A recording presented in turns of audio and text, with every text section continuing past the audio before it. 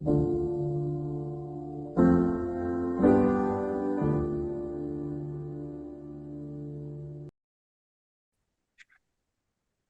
everybody, welcome back to another episode of the Umar Fareed Khan podcast. Today I'm joined by Aashir. Aashir, thanks so much for being here. Thank you for having me, Omar. Yeah, I'm glad we're doing this. I remember I met you a little over a year ago and we talked about this and now we're finally doing it, so this is cool. Yeah. Dude, today the only thing that's been rushing in my mind since the morning is FOMO, FOMO, FOMO, fear of missing out. Yeah. And it's specifically because SJP at UH, they created an encampment on I campus. saw that. That was really nice of them. Yeah, and I was like, damn, that's so heroic. Hmm. But yeah, FOMO, FOMO, FOMO. It's like, man, I feel like I'm missing out on that. What are your Yeah. thoughts on FOMO? FOMO is I feel like, when the fear of missing out essentially is just I it's hard it's hard to be everywhere at the same time. I feel like we have a lot of commitments going on in our life and um it's just you can't be everywhere that you want to be. So But we try our best. We try our best to make it work. We try our best to make things work. Um, but what do you feel like do you feel like you should be there right now, or do you? Yeah, I guess so. I wanted to be there, Okay, but just this idea of FOMO is so interesting to me lately because I felt FOMO before, but never quite so much as I've been feeling it lately. And I'm not sure exactly why that's the case, but even like my last episode, we discussed FOMO like quite a okay, bit. It's just something that's been on my mind. But yeah, that's the truth, man. You can't be everywhere at the same time. You can't have all the experiences all at once. If you pick something, you're definitely gonna lose something else. And yeah, that's just the nature of things, eh? hmm yeah. No, I realized this semester specifically, I feel like I overcommitted in a lot of things. So FOMO was kind of there for me this semester, and I felt it a lot. Um, just because, I was so involved with so many things that there were other things that I wanted to do, which I wasn't able to do. Yeah. I like that word that you mentioned, overcommitted. Mhm. Explain that to me for yourself. What is overcommitted like?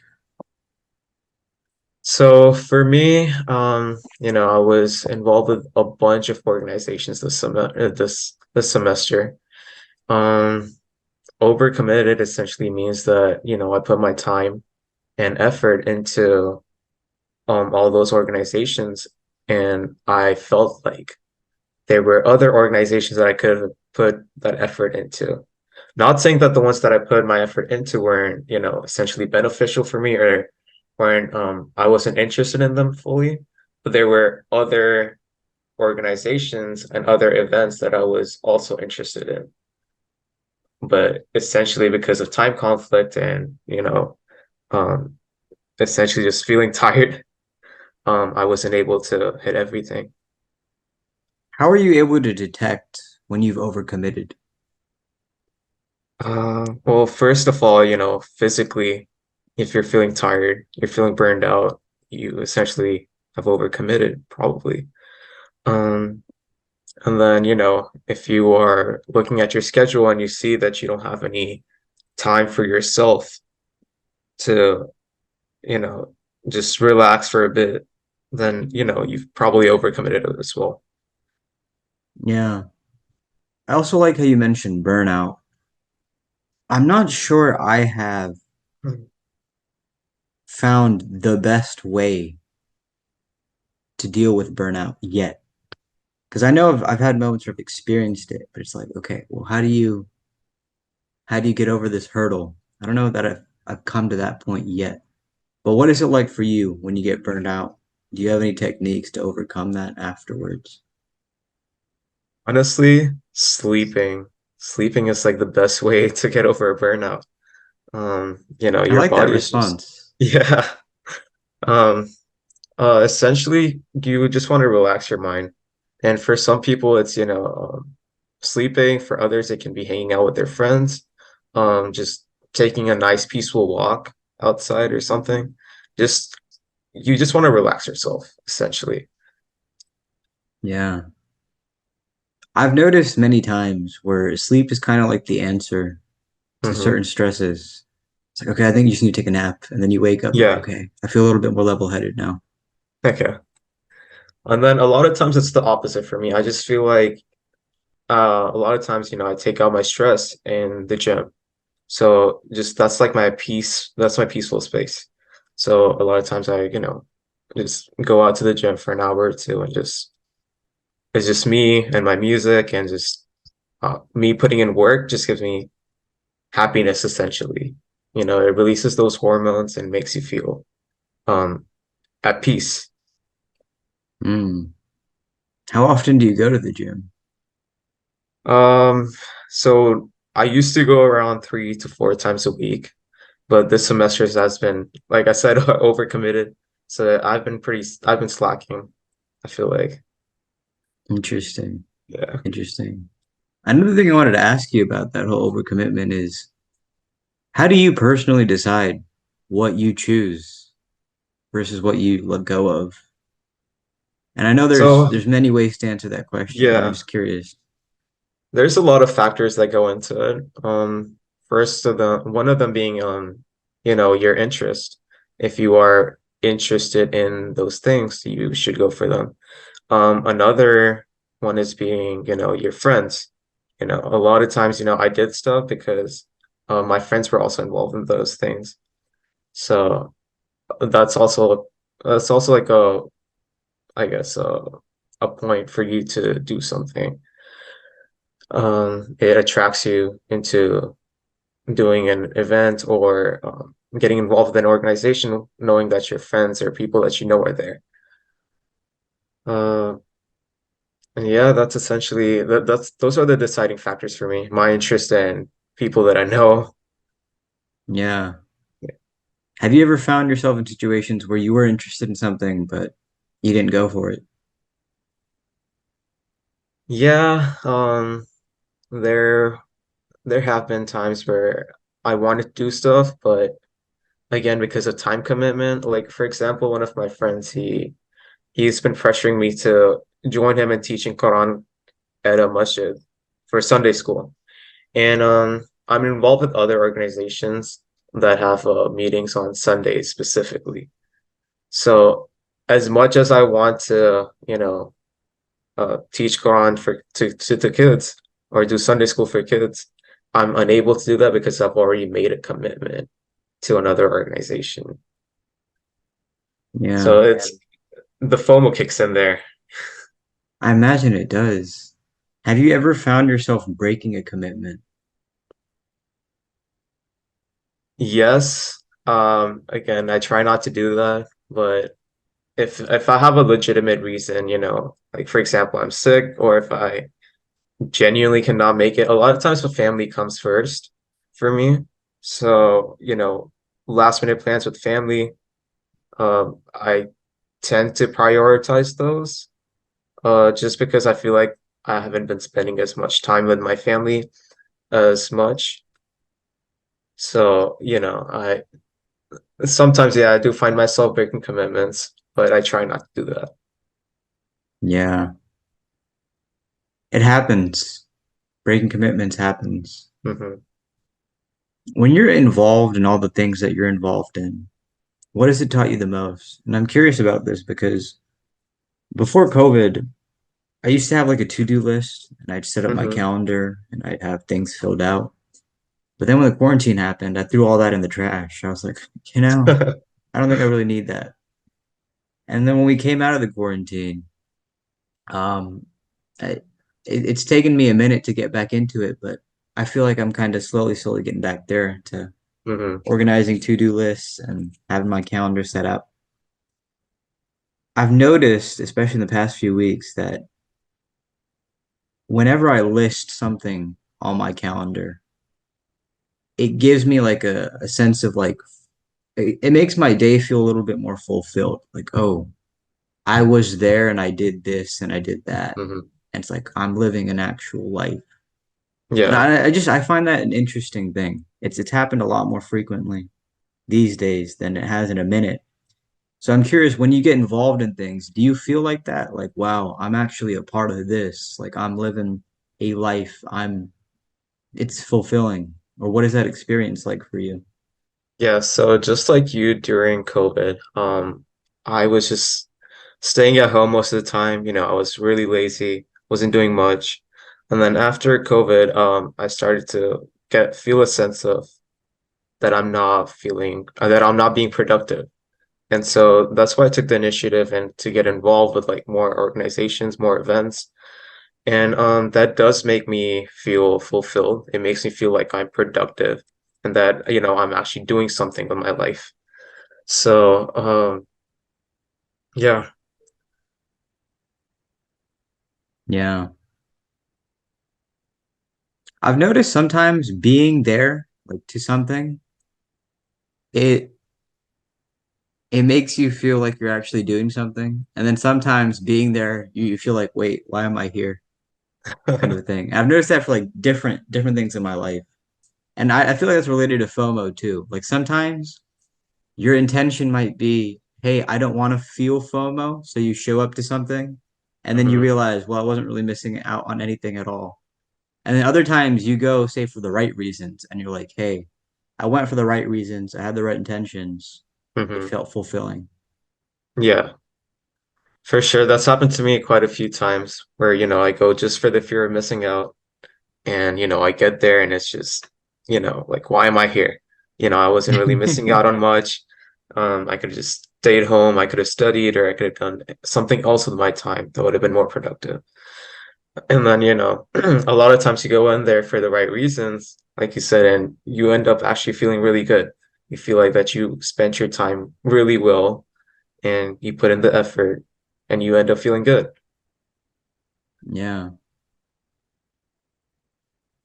yeah.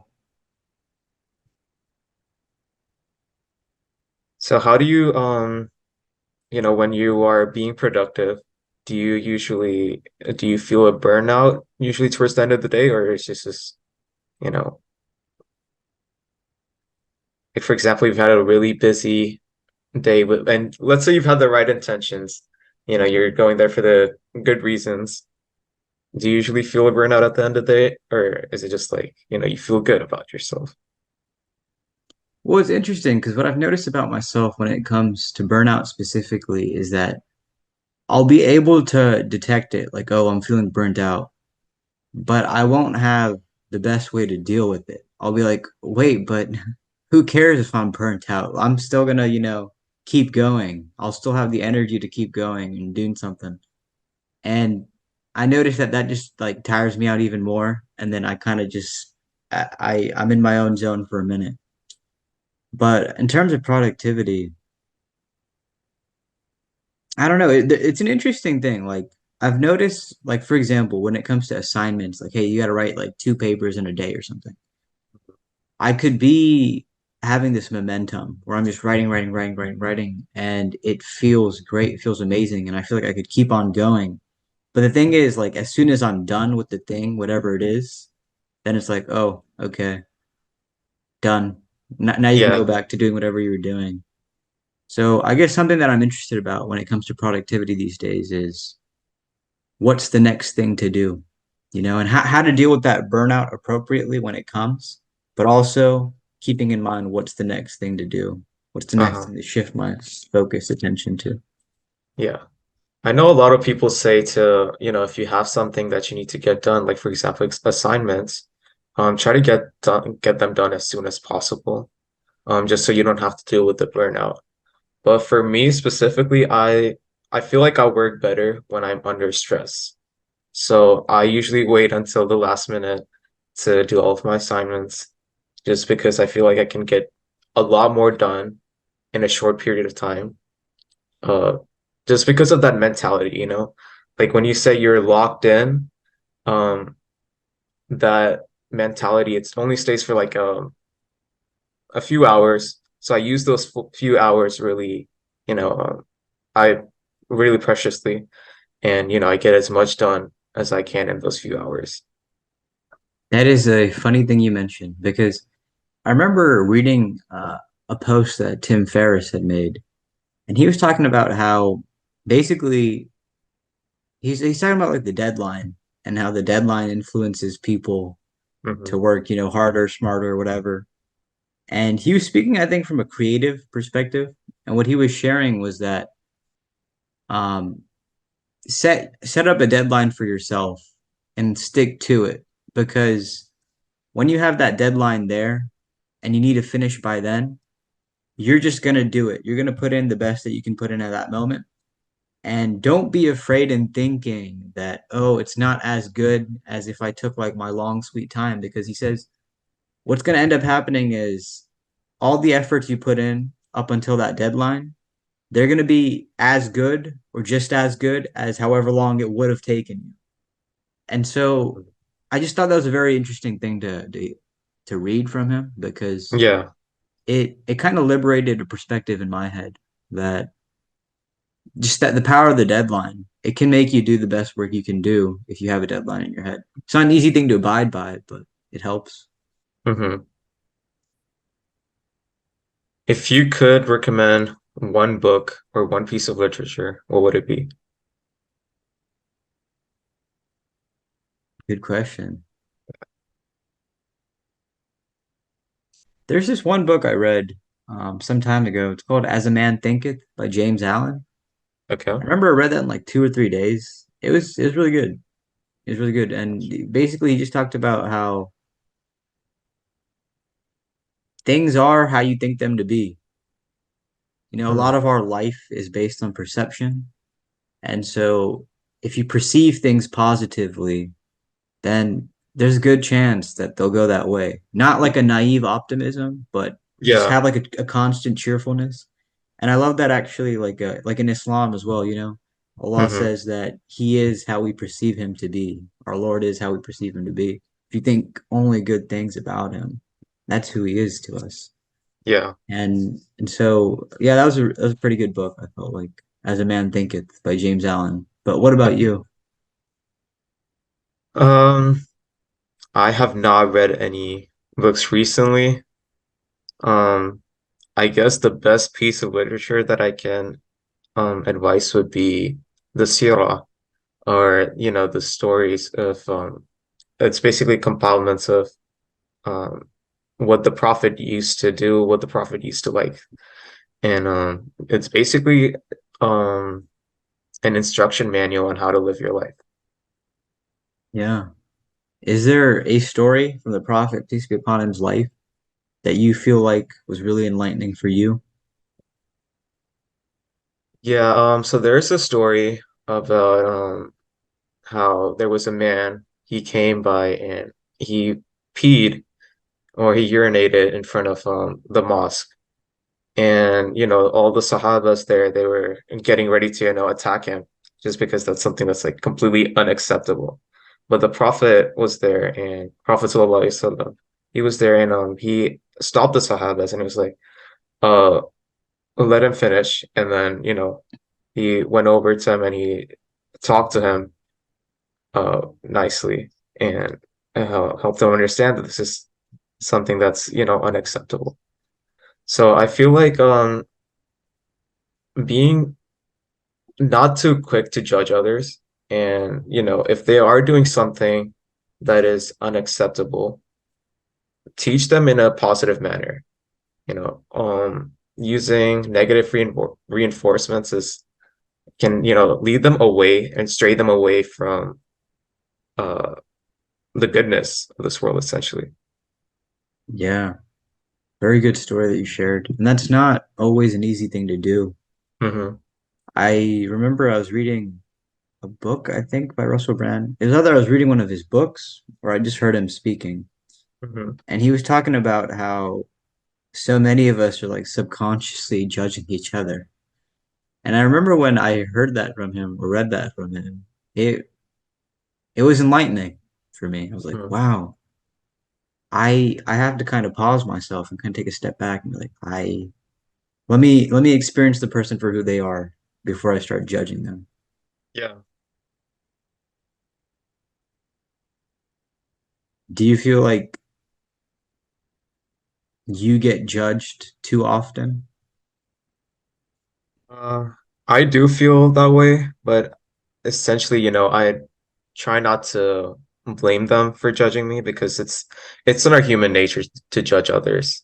You know, as long as you realize that and you kind of tell yourself, okay, this is just a judgment. This is not, who this person actually may be. That's fine, I think. Yeah. I think another fascinating thing is we're not always aware of how others perceive us. Yeah. Like in our heads, we might be thinking we're doing something that's fine or okay, but another person might see it and they'd be like, "Whoa, what's going on there?" You know? And so we it's an interesting dynamic. We can never predict how people Yeah. perceive us. We can only hope for the best, but we really can't predict how they Yeah. perceive us.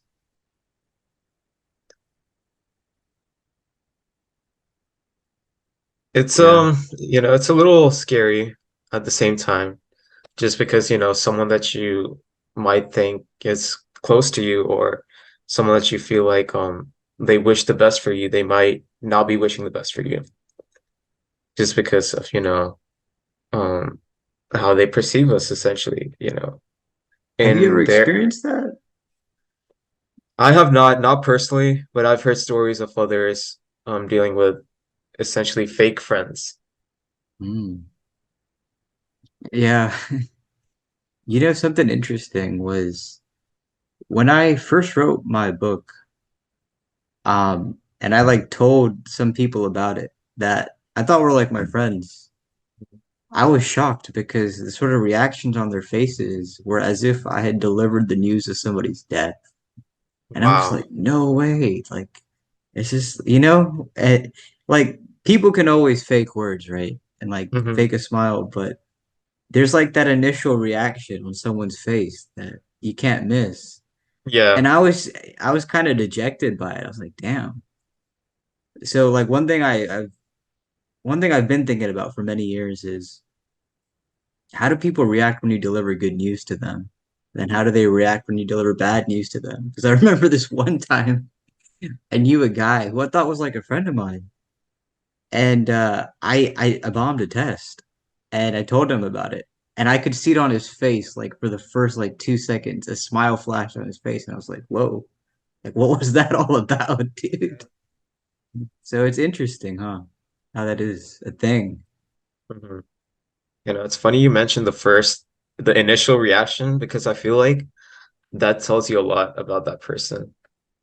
And what comes after that initial reaction may not be true, but that initial reaction is essentially what they're feeling. Yes. Yeah. Yeah. And sometimes, like I was saying about the whole, we don't know how we're perceived by others. I feel like sometimes people can have an initial reaction, but it's not like that's not what they intended necessarily. Hmm. Maybe you're Yeah. just kind of caught off guard, sort of a thing. Yeah. Because That's I know also I've true. experienced that myself. So, Uh-huh. but yeah, that is something I've been thinking about, the initial reactions and Yeah. stuff. Yeah. But yeah, what I wanted to ask you, what has this year been like for you since August? What's it? It's August. A lot of ups and downs for sure. But I try to be positive about the downs, and then the ups, I try to humble myself. So if I'm doing something that's, you know, for example, if I have an achievement, I try to be humble about it, essentially because I don't want to boost my ego. Because if I boost my ego, I feel like I might show off in front of others, and that's not something that I intend to do. And then the lows, I try to be positive about them, look at them from a positive perspective, and use them as a learning experience, essentially. Yes.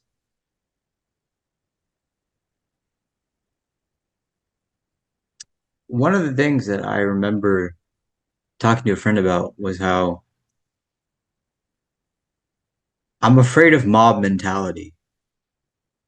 Like, even if it's a good cause, I'm afraid of mob mentality because something it reminds me of is, like you said, when you have an achievement, you kind of want to be a little bit humble about it Yeah, because your energy wants to be like high up and like erratic and like, you know, loud, I guess.